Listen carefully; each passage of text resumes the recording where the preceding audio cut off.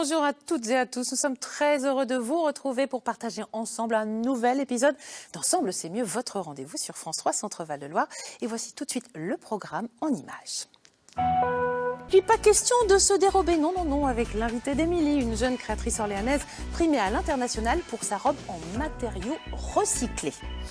Et encore, et bon, on a de découvrir Happy Loop. Et on va rester dans le joli, dans le talent, dans le recyclage avec l'invité d'Émilie qui nous fait justement découvrir une créatrice pleine de talent. Et vous allez voir, elle n'est pas comme les autres.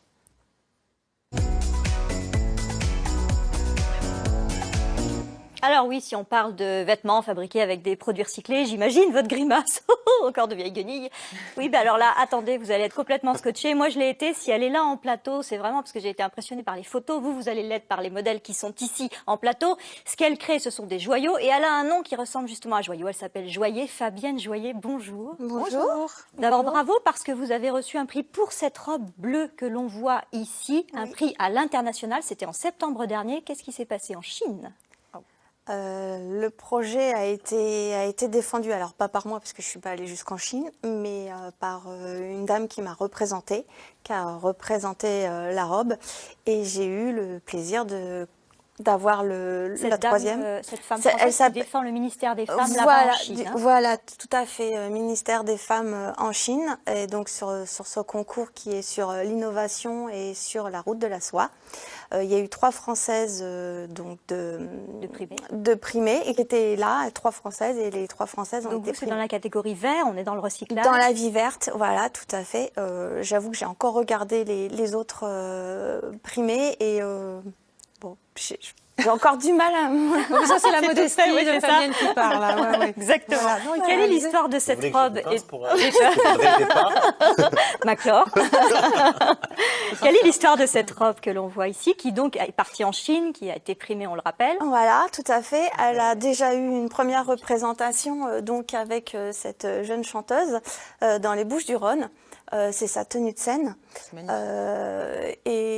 Donc...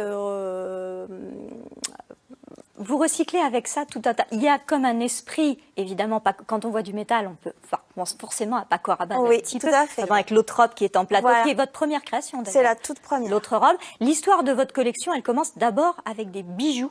Au départ, ça commence en 2016, c'est ça? C'est ça. Qu'est-ce qui vous prend, j'allais dire? Des bijoux que vous portez, en tout cas là, ce sont vos créations. Vous avez vos oreilles à la main. C'est ça. Au départ, j'avais envie de sortir un peu de mon quotidien. J'ai un boulot qui est un peu, pas très fun, assistante, assistante d'administratif. Et vous avez aussi le talent de mener de front tout, ce qui est quand même loin d'être évident, parce que vous avez votre profession effectivement, alimentaire, de faire autre chose. Moi, je voudrais faire de la poterie, par exemple. J'essaye pas, vous voyez, c'est pas une bonne idée. Vous avez la partie alimentaire, mon cher Watson, et puis la partie création que l'on vous souhaite de développer. C'est pas de moi, je sais plus qui c'est, mais je ne peux pas rendre à César ce qui est à César. Personnellement, j'aurais pas osé. Mais on assume, oui, mais faut tenter des choses. Les idiots, on les reconnaît à ça, c'est qu'ils osent tout. J'irai pas jusque-là. Votre talent de créatrice que j'espère vraiment va prendre de l'importance dans votre vie plus que plus, peut-être à partir d'ici, peut-être à partir de ce prix-là, vous développez toute une marque, toute une collection. On vient de dire, voilà, les bijoux, ça a commencé au départ, comme ça. c'était aux bijoux.